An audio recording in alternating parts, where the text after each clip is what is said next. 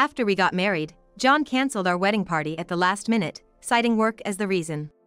I was feeling uneasy about it when I got a call from Iris. She said John's name was on the list of clients getting married today.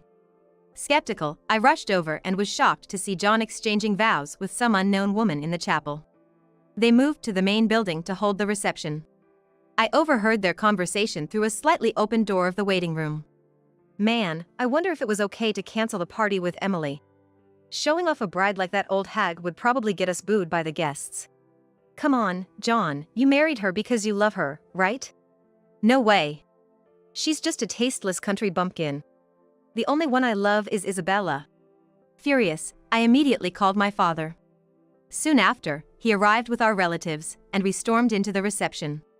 Hurry up! It's already started! You better brace yourselves. I'm going to turn your blissful world upside down soon. I'm Emily, a 42-year-old. I recently married John and now I'm working full-time while managing the household. I lost my mother to illness when I was young, so my father, who runs a real estate business, raised me with great care. I grew up adored by relatives we'd meet at family events. Upon graduating from college, I moved to the city and started living alone, thinking I'd become too dependent if I stayed with my father forever. However, our home is just an hour's drive away, so I visit easily during long weekends. My father is past his 60s, and I wanted to get married to give him some peace of mind. That's when I met John, who had come from the headquarters to help with work. John, a native of this town, had a stylish and sophisticated air about him. He was smart in his actions, good at his job, and fun to talk to. I was attracted to him and thrilled when he said, "I want to date you with the intention of getting married." So, we started dating.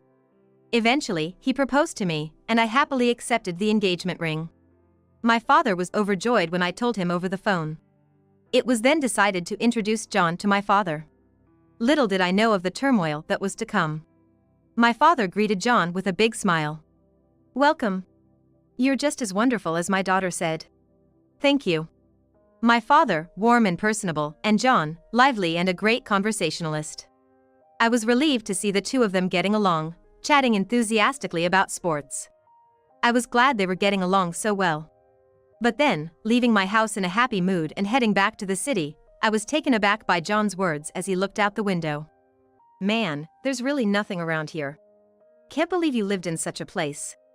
Driving, I was momentarily at a loss for words. Sure, around here, it's mostly fruit orchards and houses. It's a boring view compared to the city where John grew up. But I didn't like him talking like that. I swallowed my complaint and forced a smile. "It's peaceful scenery. The starry sky is beautiful here, and it's nice and quiet. Just cross the river and there's supermarkets and stores. Ugh, I thought I smelled something. There were cows just back there. The smell might stick to my clothes. Gotta wash them as soon as we get home." John continued in a mocking tone. "Emily's place was unnecessarily large, huh? A single-story house, totally countryside vibe. See, where I'm from in the city, we have small parking and yards. I'm envious. Being from the city makes you better?" I felt disgruntled but didn't want to start a fight so early in our marriage. Just typical city folk thoughts. I told myself that and tried to suppress my irritation. A month later, we were invited to John's parents' house. As I heard, it was tucked in a corner of the city, with buildings packed tightly together. John's parents, stylish as expected, gave off a cold vibe, similar to their stylish 3-story house. It was uncomfortable how they scrutinized me, assessing my appearance. Hearing about my hometown from John, my mother-in-law sneered. "Your mother passed away from an illness? No parents together, huh? Well, it's better than them being divorced." So, they would have opposed the marriage if my parents were divorced? An outdated notion that displeased me. "Emily's from a really rural area, but she's a big landowner. Her dad runs a real estate company." At John's words, my in-laws leaned in with interest. "Landowner? Running a company? The whole neighborhood is practically Emily's family land." "Oh, that's impressive." My in-laws exchanged looks and smirked. "Take good care of John, Emily." "Yes, of course." Their sudden friendliness was met with my polite, yet strained smile. On the way home, John, gripping the steering wheel, puffed up his chest. My dad works at the big company, M Motors, at the headquarters as a manager. And mom's a homemaker. No need for her to work outside. That's impressive. I was a bit disappointed seeing John talk about my family's land as if it were his own achievement. He seemed childish. But that didn't mean my love for him had faded. After dinner with both families, we got married. A chapel or a garden at a prestigious hotel, both options offering an elegant ceremony. Having trouble narrowing down the options, I decided to take my time looking for the perfect venue. John was understanding, so I took my time to research and think things over, gathering information from the internet and conversations with married friends. However, when I finally leaned towards a garden and brought it up to John, he vehemently opposed it. I want a chapel. A ceremony in the chapel and the reception in the main building. But you said before that you'd leave it all up to me, right? Well, that's... I changed my mind after talking to some friends. John's response was oddly hesitant. Confused, I watched a promotional video on his phone. Look at this place, isn't it great? A hall adorned with colorful flowers, where the bride and groom smiled happily. It is lovely, but... Great, it's settled then. Let's go with this one. John quickly called the venue and arranged a viewing. At the venue viewing we attended together, John listened intently to the discussions about the ceremony and reception, asking the staff detailed questions. I was both surprised and filled with happiness at his earnest involvement. It was surprising to see him so enthusiastic, considering he usually doesn't show much interest in events like this. I felt warm inside, thinking he was looking forward to our wedding party. But his enthusiasm waned after the venue visit. When it came to choosing the dress, wedding rings, and planning the party, he started dragging his feet, citing his busy work schedule. Choose the dress you like, Emily. Everything looks good on you. His indifferent attitude disappointed me. It's not about that, John. I want you to see it. You always buy stylish clothes, right? I rely on your good taste. Thanks, but I want to be surprised on the day. It's normal for the husband to come along, you know? John got annoyed at my words. Can't help it, I have business trips on weekends. Complaint to my boss, not me. His mood soured whenever I mentioned his busyness. I've already sorted the guest list and sent out the invites, isn't that enough? I ordered the rings we saw on my phone. We'll pick them up soon. His words, seemingly spoken out of obligation, saddened me, but I didn't want to argue further. Make sure you come to the next meeting. We have to choose gifts for the guests together. I know. I'll definitely be there next time. John replied grudgingly, his face clouded with irritation. I grew anxious. True to form, he broke his promise again. He said he'd come after work on the day of our meeting, but he was nowhere to be seen when the time came. My calls went unanswered, my messages unread. 15 minutes past our appointment time and still no sign of him. I apologized to the female staff member. Sorry, I can't get in touch with my husband, so please proceed with the meeting. All right. You're Emily, right? The staff asked timidly, addressing me by my first name. Yes, that's me. Do you remember me? I'm John's cousin, Iris. We met at the party, remember? Oh, Iris! Recalling my memories, I raised my voice. Come to think of it, I attended a party with John. We arrived early, but John left me alone, feeling tense among strangers, and went off to chat with his cousins. Then, Iris, who was around my age, approached me with a smile, alone as I was. It was a relief to be talked to by her, amidst all of John's relatives. Iris, you work here, huh? Yes, I do. I'm so happy you're having your ceremony with us. Iris's friendly smile suddenly turned serious. Is John really that busy with work? Back when we were dating, it wasn't like this. Work is important, but honestly, I wish he'd prioritize our relationship a bit more. Iris comforted me as I spoke in a lowered voice. It's a big event, after all. I'll give him a piece of my mind next time I see him. Thank you. I felt a bit better as Iris clenched her fist in support. When I got home, John was lounging on the sofa, grinning at his phone. He didn't even say welcome back as I entered the living room. Don't you have something to say to me? I asked angrily, standing in front of him. John finally looked up. Sorry.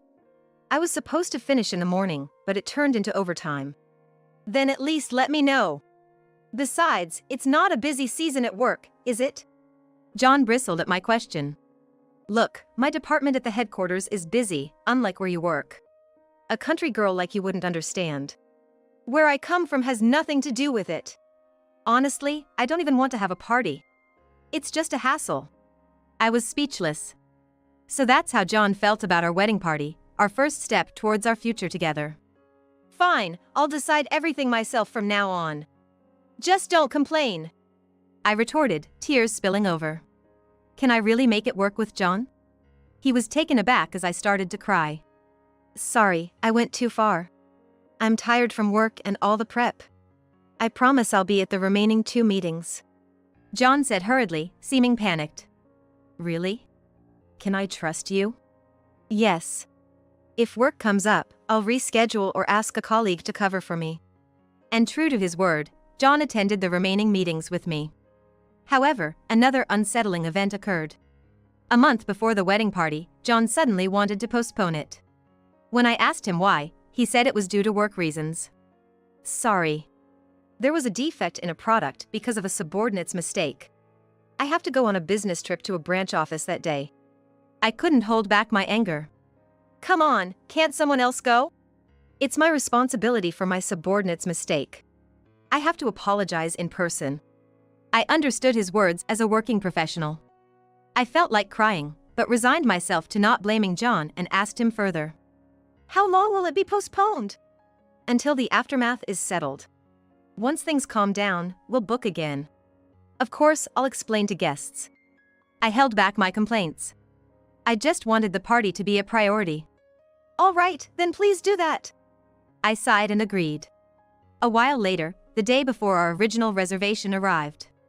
John left on his business trip as planned. As I was getting ready to go out, my phone rang. It was Iris. I was shocked by what she told me. What? Just see for yourself. I rushed out of the house and drove to the venue.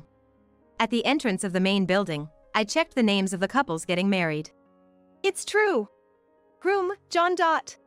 The board listed John and an unfamiliar woman's name. Especially since today was supposed to be the eve of our wedding party. Feeling dizzy, I headed towards the chapel on the north side of the main building. With a prayerful heart, I pushed open the heavy doors and was struck with shock. John, in a white tuxedo, stood facing a woman in a dress, in front of a pastor. As John lifted her veil for a vow kiss, I felt like collapsing. Though stunned, watching the happy couple, a fierce anger rose within me. All his excuses of being busy, all the postponed meetings, it was all for her.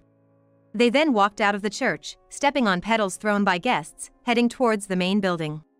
The guests seemed to be in their 30s and 40s. It appeared John and Isabella had invited only friends, excluding bosses and family. I followed behind the guests to the main building. Unable to contain my anger, I was waiting to confront John. As a staff member left the room, I decided to barge in. But then, I heard their conversation through the slightly opened door. Thinking it could be useful later, I discreetly placed my phone set to record near the door. A young bride is definitely better. Man, I wonder if it was okay to cancel the party with Emily. Showing off a bride like that old hag would probably get us booed by the guests. John, that's terrible. Didn't you marry her because you loved her? No way. She's just a tasteless country girl, practically a charity. The only one I love is Isabella. Say more. Their vulgar laughter made my blood boil. My fists clenched so hard they felt like breaking. Unforgivable. Get ready. I'll soon bring your blissful world crashing down to hell. Completely enraged, I moved to a corner of the hallway to calm myself. Coincidentally, my father and relatives were nearby. I sent the recording of John and Isabella's conversation to my father and saw his furious reaction. Next, I called someone else, and they too couldn't hide their surprise. While I was making these arrangements, the hallways started getting noisy. It seemed like the reception was about to start. I ended the call and headed towards the reception hall. After waiting outside for a bit, my father showed up as promised, bringing a large group with him. We nodded to each other and pushed open the doors to the reception hall. To the future of the couple and the prosperity of both families, cheers! Cheers! Amidst the lively mood, I stormed into the venue with my father and relatives. We're in a hurry, it's already started. Wait, what's going on? The attendees started murmuring in confusion. Excuse me, who are you? You're not one of the invited guests. Could you please leave? I smiled at the puzzled MC. Who am I? I'm John's wife. John and Isabella on the stage froze. Apparently, they hadn't informed the guests that John was already married. How strange. Why is my husband marrying an unknown woman? Are you John's mistress? I called out to Isabella with a full smile. My husband always takes good care of you. Since you're not surprised to see me, you knew he was married, right? So, you're an accomplice. No, this is, John fell silent with a bitter face, and Isabella stammered as the crowd buzzed. Wait, what's happening? John isn't single? Bigamy is not okay. This is ridiculous. I'm leaving. Hey, everyone. Everyone, please come back.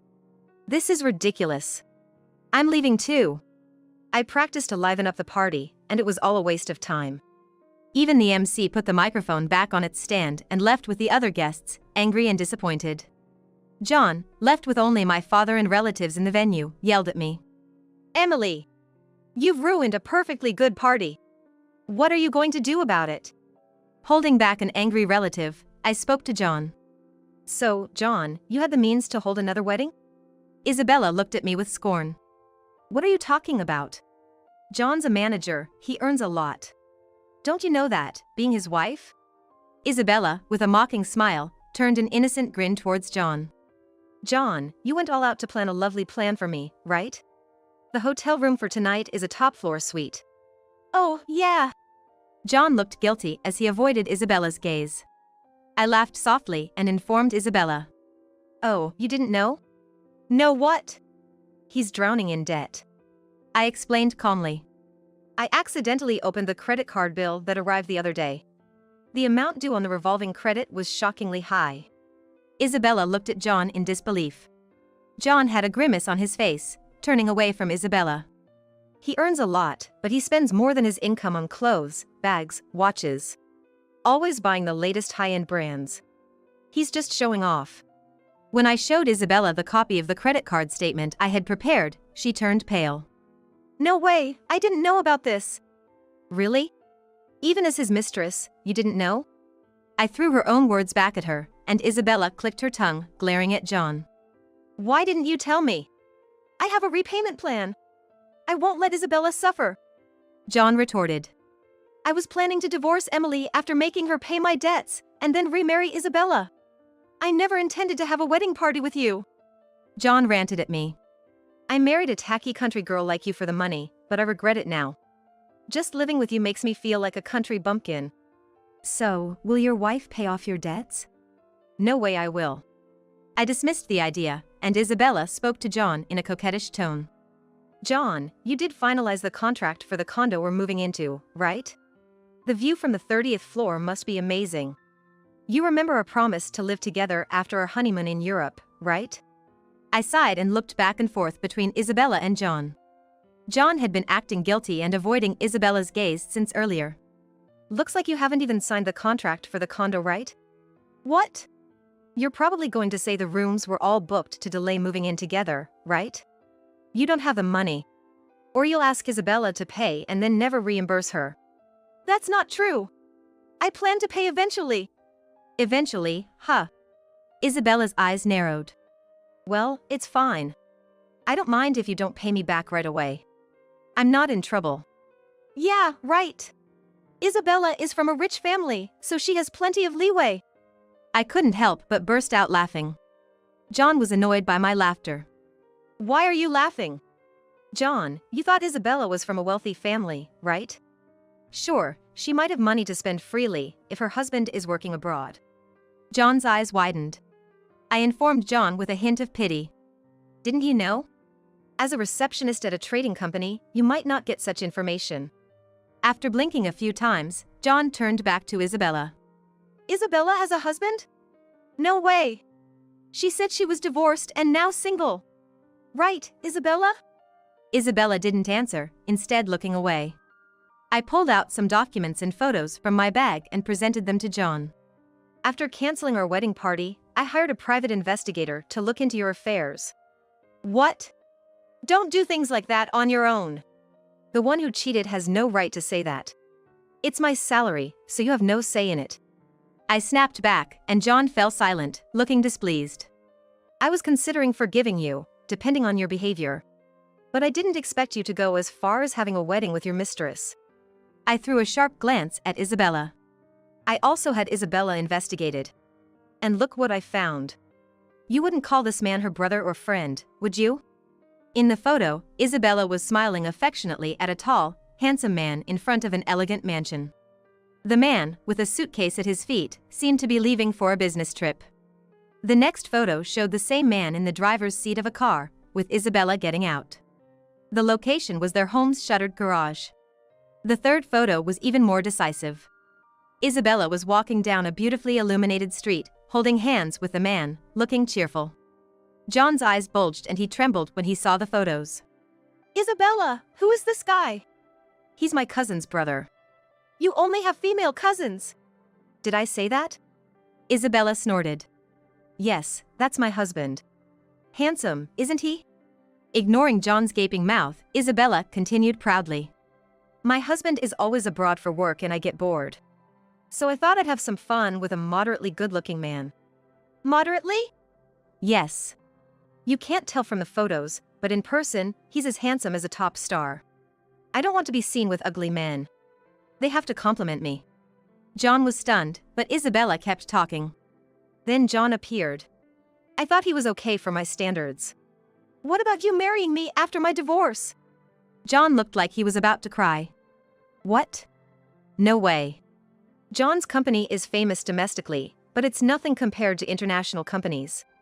John's salary is half of my husband's. It's like a dream, right? Isabella laughed condescendingly. I just went along today because John wanted to play wedding.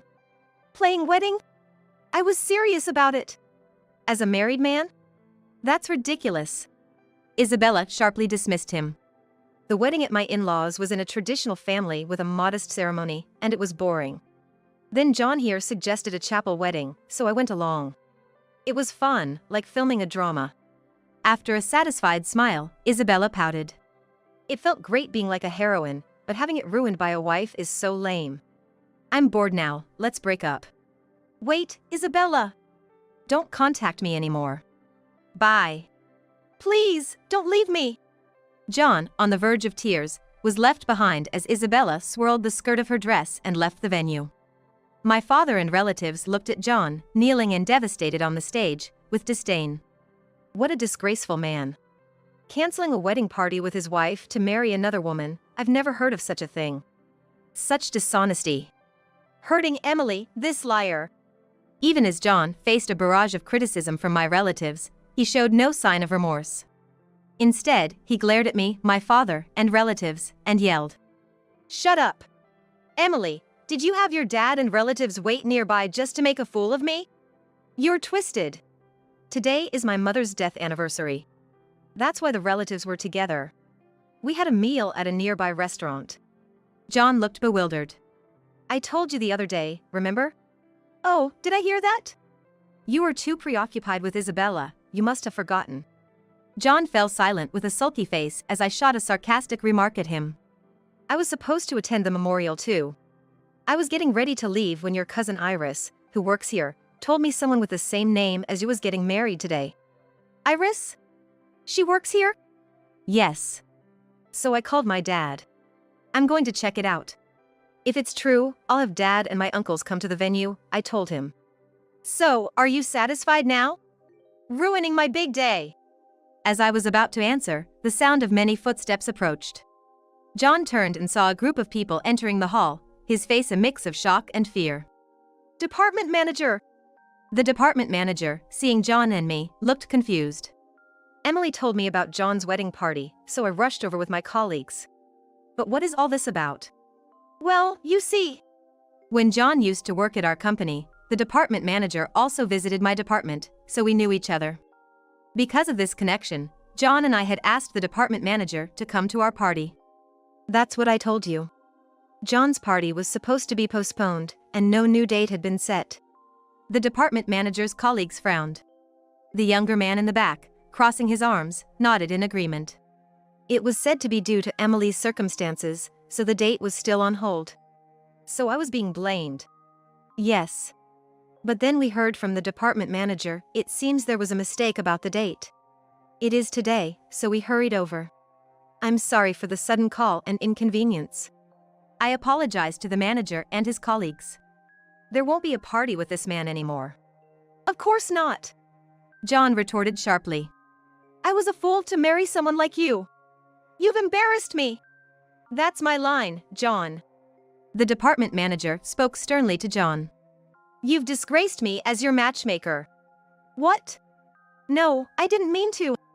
You were talented and respected by your juniors. I had high expectations, but you've disappointed me. The department manager looked coldly at John. I'll report this to the president. Forget about any promotion. What? Just for an affair? John's casual remark drew looks of disgust from his younger colleagues.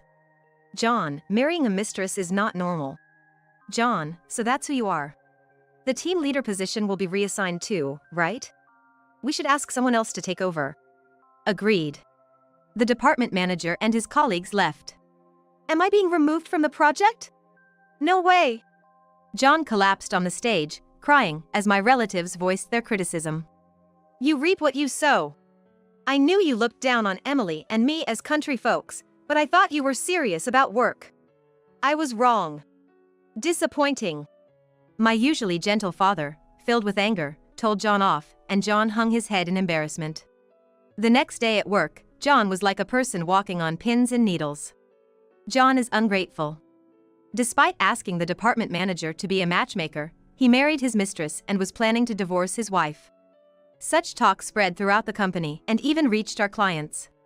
John, who had been top in his department, lost the trust of his bosses, colleagues, and clients, tumbling down from his career path in an instant. Unable to bear the cold stares from everyone, John left the company before being transferred to a regional branch. His convenient plan of deceiving me to pay his debts, then divorcing me and remarrying Isabella. Such a convenient plan being ruined, it seems John was deeply upset. He went crying to his parents' home, but his in-laws, informed by Iris about the cause of the divorce, were furious. What a disgraceful thing you've done. We're being talked about by all our relatives. Marrying your mistress is not something a sane person does. We're cutting ties with you. Don't contact us ever again. He was disowned by his own family. His huge fashion debts, the cancellation fee for our wedding party, compensation to the venue for the disturbance with Isabella's party, and alimony to me. John ended up having to pay off all these debts himself, debts that he had accumulated in an attempt to make a lump sum repayment. He attempted to find a full-time job using his career experience, but was turned down due to his age, then ended up only getting a part-time job. To pay off this enormous amount, he had to juggle multiple part-time jobs, working from early morning till late at night, seemingly having no time to even care about his appearance. The last time I saw him on the street, he was gaunt with stubble and noticeable white hair, hardly recognizable. As for Isabella, she caught cheating by her husband, was divorced and kicked out of the condo. She is now desperately working every day to make ends meet. Divorcing within a year of marriage. I initially blamed myself for that, however, my colleagues were all kind and didn't blame me. Thanks to them, I could focus on work again after a while. Being entrusted with training new employees and selected for the project development team, I've been advancing my career and am now living a fulfilling life. By chance, or perhaps ironically, Iris and I became close friends because of this incident. We occasionally enjoy having coffee together or going on trips, which has become one of my pleasures. I think divorcing a man who constantly lies was the right decision. I'm determined not to be deceived by appearances or atmosphere in the future, to cultivate better judgment in people, and to grow personally.